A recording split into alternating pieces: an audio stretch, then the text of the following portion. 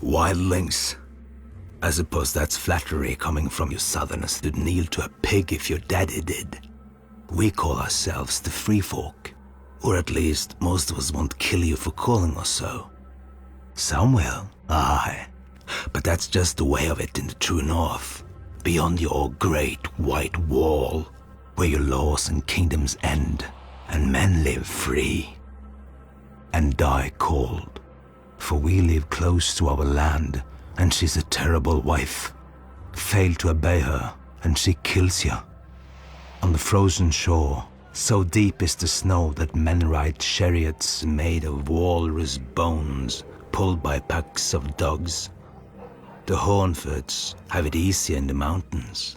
The cold so hardens and blackens the soles of their feet that they don't even need boots.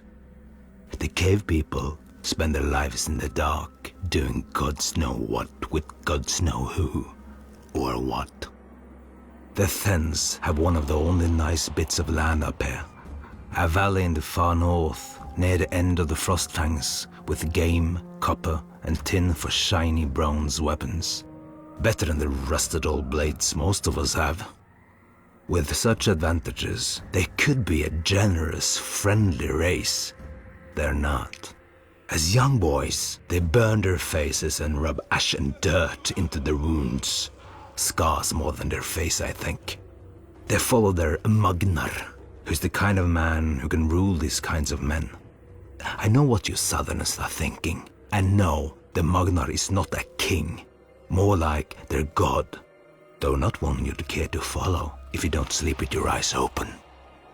Then there are the giants, a proud race as old as the Frostfangs and about as tough.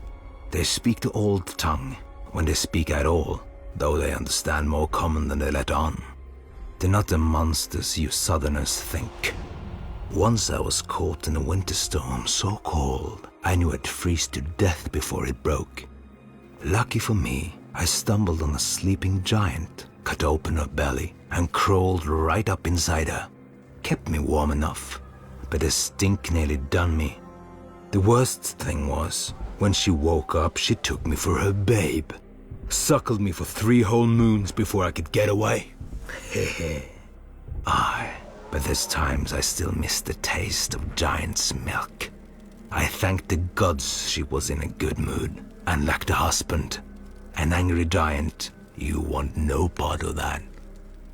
Whatever our differences, one thing unites us.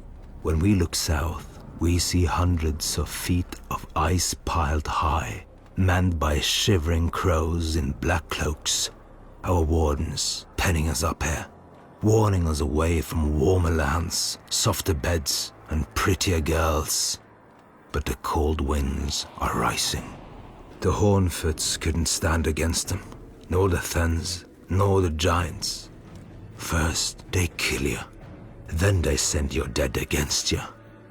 We faced extinction, every one of us, but then man's raider came to us and rallied every nation of the free folk, as no man ever has.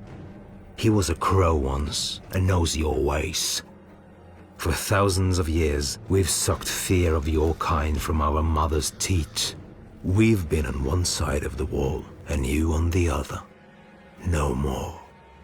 One of these nights, you're going to hear a knock on your front door. You best not answer.